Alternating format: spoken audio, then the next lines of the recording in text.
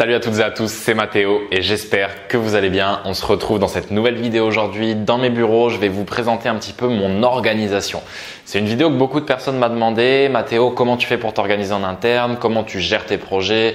Comment tu fais pour ne pas te perdre également? Pour réussir à, tout simplement tout garder à portée de main, être organisé, ne pas se tromper, ne pas envoyer les mauvais documents aux mauvaises personnes, ne pas rendre des projets en retard. Voilà, tout ça un petit peu mon organisation, ma gestion de mon temps, de mes projets, des process en interne de mon entreprise et je vais vous parler de tout ça dans cette vidéo, donc restez attentifs. On va donc voir quelques points sur le tableau directement. Maintenant, avant ça, je voulais quand même revenir sur certaines bases de mon organisation. Donc, il faut savoir que c'est vraiment une vidéo qui va être subjective dans le sens où l'organisation que j'ai aujourd'hui moi, avec mon entreprise, avec mes prestataires, avec mes employés, ne sera pas la même, ne conviendra pas à toutes les entreprises, à toutes les personnes, à tous les types de personnalités.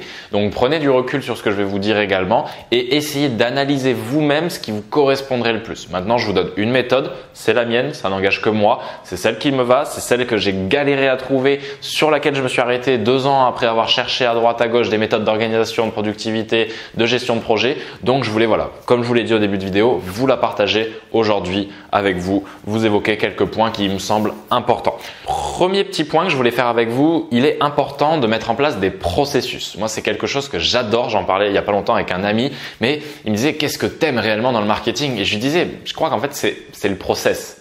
Avec l'entrepreneuriat, même plus en règle générale, c'est le processus, le fait de processiser des actions qu'on a plusieurs fois besoin de faire pour faire vivre son entreprise, pour réussir à délivrer nos prestations aux clients. Donc comprenez que c'est très important de mettre en place des processus. Maintenant, c'est très loin d'être facile. On me dit souvent, oui, donc quand il y a ça, tu fais ça, ça, ça, ça, ça. Mais un processus, il faut savoir que ça évolue très vite. Vous allez tout le temps être en train de le modifier. Ça évolue en fonction de votre environnement. Ça évolue en fonction de votre mindset aussi, de votre état d'avancement dans votre entreprise, dans votre évolution. Ça varie en fonction des clients également parce qu'on va pas avoir la même organisation pour des clients à 25 000 que pour des clients à 500 euros. Bien qu'attention, je ne suis pas du tout en train de dire qu'il faut moins bien délivrer les clients à 500 euros. Non, mais il y a une organisation qui est différente. C'est-à-dire qu'il y a un suivi de projet qui va être différent. Pourquoi? Tout simplement parce que à 500 et à 25 000 euros, il y a une charge de travail, il y a une quantité d'actions mises en œuvre qui n'est pas la même. Ça, faut pas non plus se mentir. Évidemment, je vais pas m'amuser à facturer 500 euros à un client et facturer la même chose à un autre client 25 000 euros, bien évidemment. Donc attention également à ça, mais votre processus va évoluer. C'est très compliqué de le faire suivre tout le temps avec vous en fonction des différents projets que vous avez. Donc essayez de mettre sur papier des process, des choses que vous avez à faire plusieurs fois dans votre entreprise. Moi, je sais que très souvent, c'était une galère pour la gestion de mes notes de frais, la gestion de ma comptabilité. Donc, ce qu'on a fait avec mon comptable, c'est de mettre en place un Google Sheet sur le Drive dans lequel je peux rentrer, qui est bien optimisé, dans lequel on rentre tout d'un coup. Lui, il y a accès aussi, récupère toutes les factures, bam, une fois par mois. Tout ça, c'est processisé, vous voyez.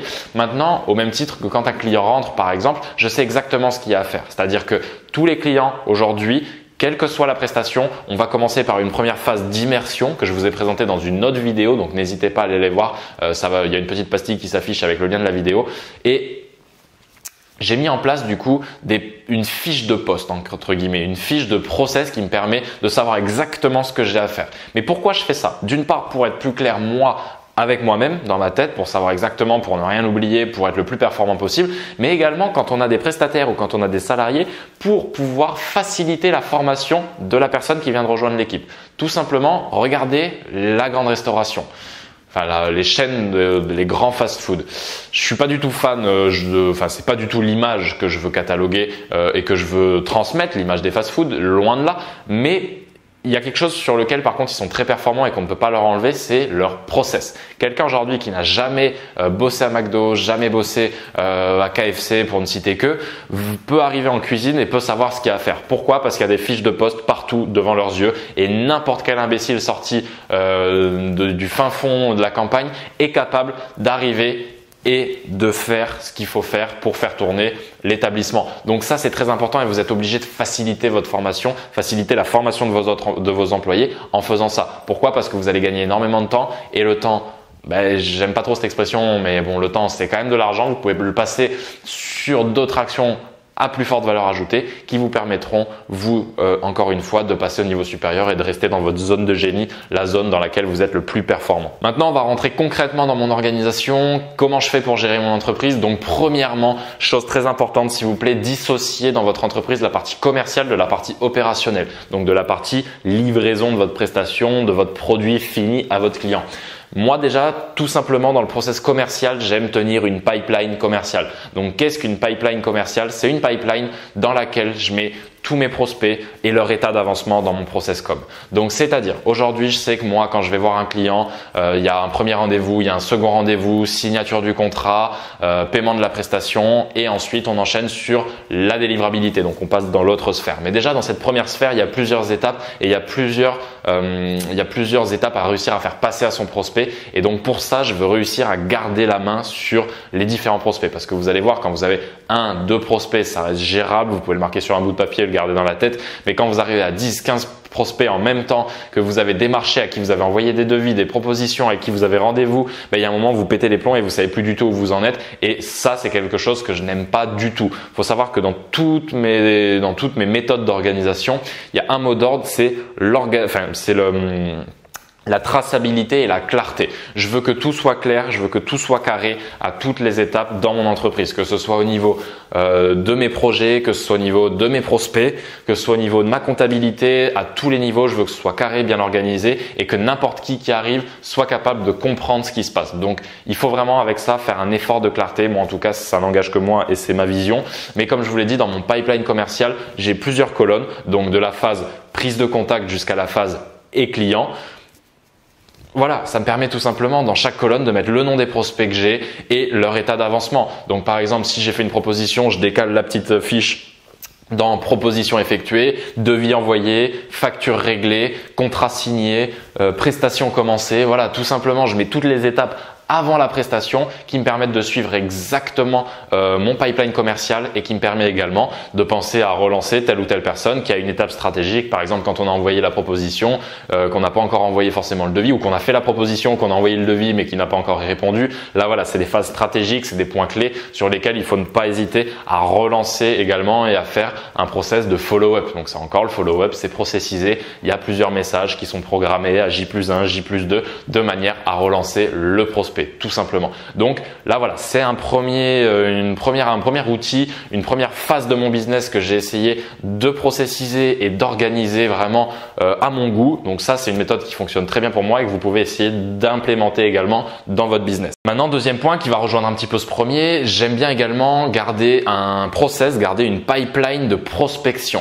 C'est-à-dire que par exemple aujourd'hui, j'ai des personnes qui s'occupent de recenser, de faire un listing de toutes les entreprises dans tel ou tel domaine sur la ville de Toulouse, par zone géographique. Voilà, le nom des patrons, le chiffre d'affaires s'il est disponible, les contacts, vraiment de faire tout simplement de me dresser des listes de données qui vont ensuite servir à mes commerciaux pour rappeler, pour aller démarcher, mais je vais pouvoir fournir de la matière et éviter de perdre du temps encore une fois sur la recherche de ces informations parce qu'il faut savoir aujourd'hui que c'est pas quelque chose de rapide de rechercher tout ça. C'est pas juste on tape sur Google le nom de l'entreprise, on note l'adresse. Non, il y a un travail de fond qui est bien plus poussé avec une analyse de leurs différents supports actuels pour nous permettre de trouver des points d'accroche pour pouvoir encore une fois aller les démarcher, être pertinent auprès d'eux et essayer de maximiser son taux de conversion. Donc j'aime bien savoir où j'en suis au niveau de ma prospection également, ce qui reste à démarcher dans ce domaine sur un secteur et également de savoir un petit peu ce qu'il en est de leur entreprise. Tout simplement parce que une entreprise, par exemple, je sais pas, une agence immobilière qui a déjà fait de la publicité Facebook, qui a tout un process derrière au niveau digital, je vais pas l'aborder de la même manière qu'une agence qui a aucun logo, qui a aucune présence en ligne, qui a jamais fait de pub, si ce n'est presque qu'elle n'a même pas de page Facebook. Forcément, on aura un message qui sera différent. Donc tout ça me permet encore une fois de gagner du temps. On passe du temps à mettre en place des process qui nous serviront ensuite à en gagner. Être feignant, ça se mérite. C'est quelque chose que le père d'un ami m'a dit et que j'aime beaucoup ressortir parce que je trouve ça très vrai. Mais la feignantise, ça se mérite. Réussir à avoir mis en place des process qui nous permettent d'accélérer, de gagner du temps, ça nous demande en amont de consacrer et d'investir du temps sur cette tâche. Comprenez bien ça. Maintenant, une autre étape que j'ai processisée, je prends le stylo parce que je vais vous le schématiser, mais c'est tout mon process de signature de client.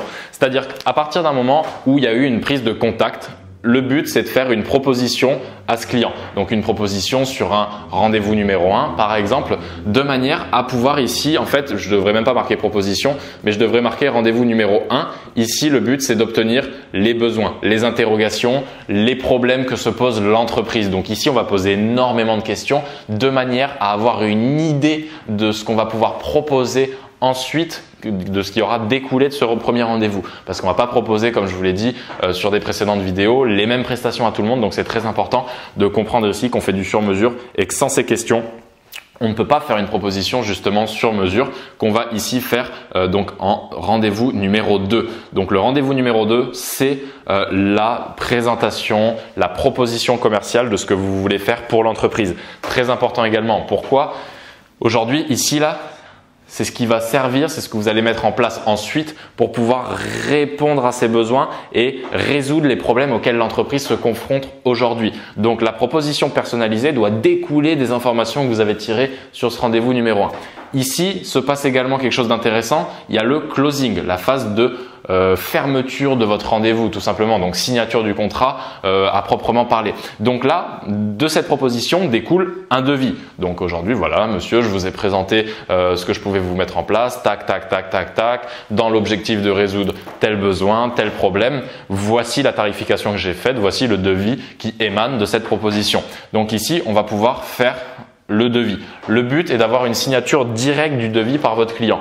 Pourquoi? Parce qu'à partir du moment où vous avez un devis, vous avez un bon pour accord, vous pouvez commencer la prestation, demander un premier acompte par exemple. Moi, ce que je fais beaucoup, c'est que sur la signature du devis, sur les gros contrats, il y a un acompte demandé de 30% pour débuter la prestation.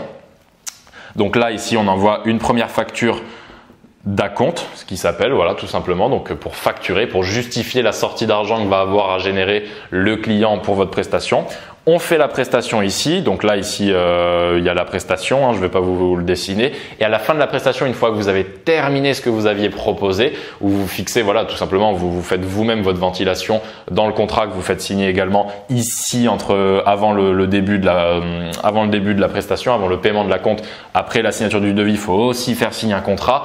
N'ayez pas peur de tout ça, vous verrez que ça se fait naturellement. Les chefs d'entreprise ont l'habitude de signer des contrats, de signer des devis, des bons de commande, donc il n'y a pas de souci avec ça. Une fois que le devis est signé, votre contrat, vous le faites signer aussi, il vous paye les premiers 30% d'acompte, vous envoyez la facture correspondante, vous faites votre prestation et selon comment vous avez ventilé votre paiement ici au niveau de votre contrat, vous allez à la fin de votre première prestation ou à la date de la première ventilation demander par exemple les 70% restants. Donc ça peut être 20-80, ça peut être 50-50, vous pouvez l'articuler comme vous voulez. Légalement parlant, il n'y a pas d'obligation par rapport à ça. Et encore une fois, vous envoyez une facture ici en mentionnant la facture totale, en mentionnant qu'il y a eu déjà 30% de réglé sur votre facture. Donc vous verrez sur les modèles de facture, il y a un petit encart marqué déjà payé, hors taxe, total TVA, TTC. Si vous n'avez pas la TVA, il y a une petite astérisque à mettre, article 251, il me semble, j'ai perdu le mot, du code du commerce qui vous dit clairement, en fait, qui justifie le fait que vous n'êtes pas assujetti à la TVA. Donc voilà, après en fonction, là on rentre dans de la comptabilité pure et dure, dans du juridique. Là n'est pas le domaine, je ne vais pas m'éparpiller là-dessus, mais c'était pour vous montrer que ça, encore une fois, c'est processisé. C'est-à-dire qu'un client aujourd'hui avec qui j'ai une prise de contact, je sais exactement comment ça va se passer avant le lancement du contrat. Donc après, avant le lancement de la prestation. Alors, ce qui peut varier après, ça va être ici au niveau de votre ventilation, comment vous organisez le paiement. Vous pouvez tout à fait aussi prendre 100% dès le début sur des petites prestations à 2000, 3000, 4000, 5000 euros. Par contre, dès qu'on va aller au-delà, c'est vrai que c'est bien de réussir à ventiler un petit peu pour l'entreprise également. Ça la met en confiance, ça la rassure aussi parce que, non pas parce qu'elle peut pas sortir ses sous, mais parce qu'elle a jamais l'assurance en fait que vous soyez capable de délivrer la prestation que vous lui avez vendue. Parce que la vente c'est bien, mais comme on l'a vu plusieurs fois au cours de précédentes vidéos, on peut dire ce qu'on veut et on peut réussir à vendre ce qu'on veut si on est mal intentionné. Donc là, encore une fois, en ventilant votre paiement, vous rassurez tout simplement votre client. Je suis en train de m'éparpiller un petit peu. Et voilà, tout ça pour vous montrer aussi que mon process commercial est établi. C'est-à-dire que j'ai mes différentes étapes. Je sais en avance que je vais devoir préparer pour le rendez-vous. Donc, je vais devoir arriver au rendez-vous numéro 2 avec le devis déjà prêt, le contrat également qui va être sur la tablette, prêt à être modifié et signé directement sur la tablette également. Donc voilà, tout est bien organisé, tout est bien segmenté étape par étape. Je sais exactement comment avancer et comment arriver à ce qu'on recherche tous, quand même cette signature du contrat ici même. Maintenant, on passe dans la sphère d'à côté, au niveau de la délivrabilité de votre prestation. J'aime beaucoup moi tenir un fichier client sur un Drive. Pourquoi sur un Drive? Parce qu'aujourd'hui, si votre client vous partage des visuels, vous partage des informations, il va pouvoir les mettre dans le Drive. Vous allez pouvoir créer vous-même vos fichiers avec vos liens, les mots de passe du client par exemple, les visuels, et vous avez tout centralisé au même endroit. Ne faites pas l'erreur d'éparpiller un petit peu partout. C'est-à-dire que moi, je me souviens au début, il m'envoyait un truc par mail, après c'était sur le WhatsApp, après il mettait un truc sur le Drive. Après, il m'envoyait une vidéo par WeTransfer. C'est une usine à gaz de faire ça, tout simplement. Vous vous perdez, vous savez plus où vous avez les éléments. Vous rappelez votre client en disant « Ouais, il me manque ça, il me manque ça, il me manque ça. » Mais non, mais je te l'ai envoyé là. Ah putain. Et au final, vraiment, franchement, pour l'avoir vécu, on pète les plombs. Donc, soyez organisé avec ça. Essayez de tout centraliser au même endroit. Et ce qui me paraît, moi, le plus simple en termes de logistique pour votre client et pour vous-même également, c'est le Drive. Vous ouvrez votre Drive le matin quand vous arrivez sur Google. Vous avez son fichier avec tous ces éléments. Et à partir de là, vous pouvez du coup faire votre prestation comme il se doit, sans perdre de temps. Vous avez tous les accès, les visuels, les liens, enfin tout ce dont vous avez besoin pour votre prestation au même endroit. Et ça, je trouve que c'est quelque chose d'hyper important pour encore une fois gagner du temps. Maintenant, en comparaison un petit peu avec ça, du coup, j'aime beaucoup moi aussi savoir où j'en suis dans mon projet. C'est-à-dire que chaque client qui rentre, en fonction de ce que je lui ai vendu, en fonction de ce qu'il a choisi de prendre dans mon entreprise, donc de la proposition qu'on a faite, je vais établir mon suivi de projet sur un logiciel de gestion de projet qui s'appelle Trello, tout simplement. Il y en a d'autres, je les connais pas tous honnêtement, mais Trello me va tout à fait. C'est quelque chose vraiment, je trouve moi, d'un super outil. Même si vous avez une équipe aussi, vous allez voir, je vais vous en parler pour pouvoir distribuer les projets à droite à gauche. Mais je vais créer ma checklist des actions à faire pour ce client qui vont permettre de cocher au fur et à mesure, de voir l'état d'avancement de ma prestation, de mettre des deadlines également. On peut programmer ça. On peut mettre toutes les actions à faire, les deadlines comme je vous l'ai dit, mettre des checklists aussi en plus. On peut mettre des notes sur le projet directement et on peut partager surtout ce qu'on veut avec qui on veut. Donc si vous avez des employés, si vous avez des personnes dans votre équipe, vous allez pouvoir créer ce projet par exemple sur Trello, mettre la checklist, découper cette checklist par personne en disant voilà, toi tu as ça à faire, toi tu as ça à faire, toi tu as ça à faire. Quand ils auront fini, ils vont pouvoir vous cocher directement. Vous allez pouvoir qui a encore du boulot, qui n'a pas forcément encore tout terminé, où vous en êtes dans votre projet. Et vous avez votre deadline finale par exemple si vous en avez fixé une avec votre client pour livrer votre prestation. Et donc ça vous permet vraiment de rester organisé, de savoir où vous en êtes dans la prestation de votre client actuel. Et ça, encore une fois, pour votre tranquillité d'esprit, c'est très important parce que quand vous allez commencer à multiplier le nombre de clients, il y a un moment où vous n'allez pas réussir à suivre et vous ne vous souviendrez plus où vous en êtes pour chaque client. Encore une fois, quand vous revenez le lendemain matin, par exemple, que vous allumez l'ordi, très simple, vous rejetez un petit coup d'œil sur votre Trello, vous voyez tous les projets en cours, vous voyez ce qu'il vous reste à faire et vous pouvez même créer vos to-do list de la journée en fonction des actions à faire qui restent pour vos clients directement sur le Trello. Donc ça encore, c'est un process moi que j'ai mis en place et qui me va très bien et que je souhaite vraiment garder parce que je trouve que ça fait gagner beaucoup de temps et même avec les freelances, avec les employés, ça permet vraiment de distribuer le travail et d'organiser, d'avoir une bonne gestion de suivi de son projet. Dernier point que je voulais évoquer avec vous par rapport à mes process, à mon organisation en interne, c'est tout ce qui est suivi de vos chiffres. Je suis vraiment partisan moi de dire qu'aujourd'hui si vous connaissez vos chiffres, si vous maîtrisez vos chiffres, vous maîtrisez votre croissance également. Vous maîtrisez vos chiffres, vous savez où vous allez, vous savez ce que vous pouvez faire, ce que vous ne pouvez pas faire et vous pouvez mettre en place les actions adéquates pour le développement de votre entreprise.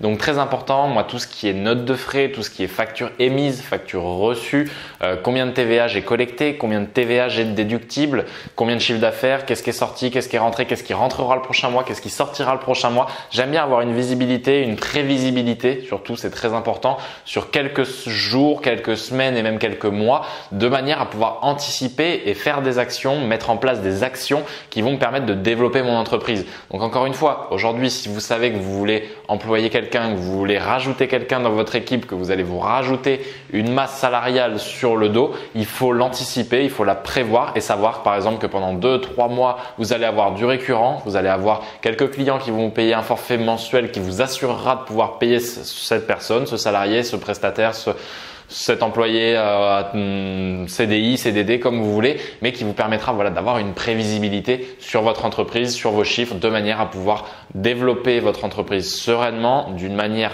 pérenne et qui vous emmènera au fil des années, au fil des mois, vers des sommets. Voilà, je pense que j'ai fait à peu près le tour des process que j'utilise aujourd'hui dans mon entreprise. Donc après, évidemment que tout est processisé au niveau du lancement de pub Facebook, au niveau de la recherche d'audience, au niveau voilà, dans des domaines beaucoup plus techniques. Mais je vais pas y venir aujourd'hui. Là, c'était vraiment l'organisation globale de mon business sur la phase commerciale, sur la phase de délivrabilité, la phase opérationnelle et même un petit peu sur le plan comptabilité. Alors bien que derrière, évidemment, il y a un comptable en appui et que c'est pas moi qui fais mes déclarations, qui fait tout ça, mais tout est processisé, tout est daté également. Donc moi aujourd'hui, comme je vous l'ai dit au début de la vidéo, le mot d'ordre est vraiment d'avoir un suivi, de savoir ce que j'ai fait, de savoir où je vais, de savoir où je veux aller, que ce soit dans mes objectifs, mais aussi dans mon entreprise et dans mes projets. Si c'est pas carré, je ne suis pas bien. Donc j'ai besoin que tout soit bien rangé dans des classeurs. Là, vous voyez ici, j'ai tous mes classeurs, toute mon armoire rangée par immobilier, perso, entreprise, salarié, etc., etc.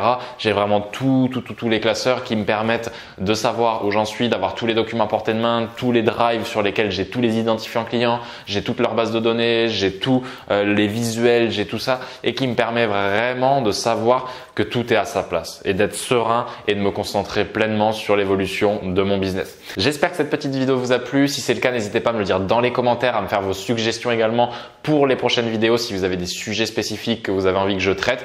En tout cas, ça m'a fait un vrai plaisir de faire cette vidéo. N'hésitez pas à regarder dans la description, vous avez le lien pour récupérer une série exclusive de 4 vidéos sur le marketing digital qui vous serviront à créer votre offre, aller trouver vos premiers clients et délivrer votre prestation. Donc parfait pour lancer votre business. Je vous invite vraiment à y aller. C'est complètement offert, c'est dans la description. C'était Mathéo. Je vous remercie d'avoir été attentif et d'être resté jusqu'à présent. Je vous dis à la prochaine. Ciao, ciao.